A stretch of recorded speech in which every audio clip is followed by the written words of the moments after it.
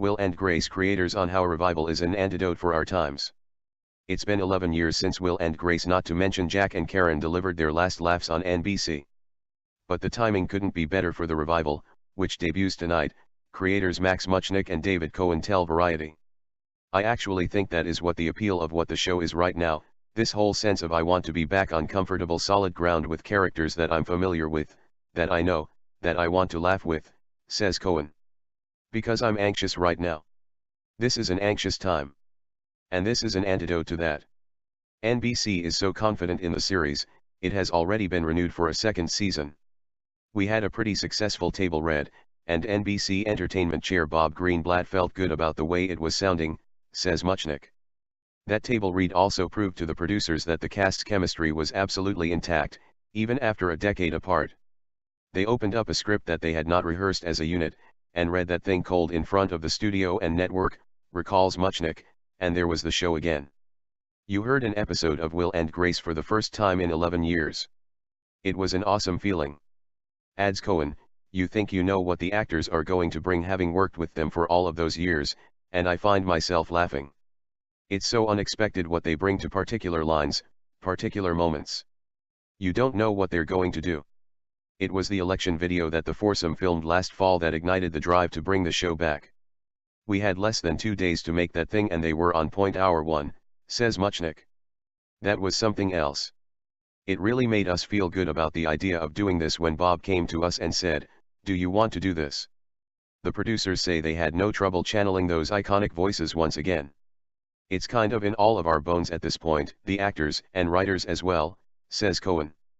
Sitcoms have changed considerably, though, since Will and Grace went off the air, with multicams giving way to more auteur-driven half-hours. But the duo is confident that audiences still want the comfort food of this once familiar format. That's why this has been so satisfying and why it's so sad that there aren't more of them on the air, says Mutchnick. I feel like the country enjoys this milieu, this setup, and this way to entertain. I'm glad we found the 4 best people that have ever done it. It's about the 4 of them. And they credit the cast's ability to perform in front of a studio audience. It's really not easy, says Kohan. Some of the biggest laughs you'll get on the floor you'll see in editing are too big. It's too big. It's too broad. It doesn't translate. The fact that they are able to modulate the performances so that they are really great for the live audience and really great for the camera is a testament to their skills. They blame the note-heavy development process for getting in the way of the success of similar efforts. They aren't that weird, sitcoms. It's the system that got weird, says Mutchnick. You got to a point where you weren't able to write them anymore because everything was done by committee and middle management became too involved in the creative process. There's this panic that sets in whenever you make a sitcom. If they don't get the laugh spread that the studio or network president want in the first minute of the show, it's considered a failure. But they're confident that Will and Grace won't fall into that trap.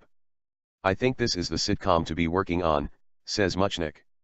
I don't see us doing a sitcom after this, because what's going to be better than this? The series finale, which aired in 2006, showed all the characters living very different lives in an imagined future, but the producers promise that will be resolved in the first few minutes of the premiere. We use a device to get you back into the show, but it is not that the entire thing has not been a dream, says Mutchnick. These characters have lived their lives for the last decade like all of us have, and we're not starting back then. We're dealing with now, and we're going to talk about what they've been doing since we saw them. Circumstances have pushed them together again, says Kohan. It's not necessarily meant to be on a perm basis. But as with the original, the characters will absolutely comment on the world around them. They have their opinions and their attitudes, their judgments of what's going on in the world. They're going to definitely say things, promises Kohan. I think that's been one of the hallmarks of the show.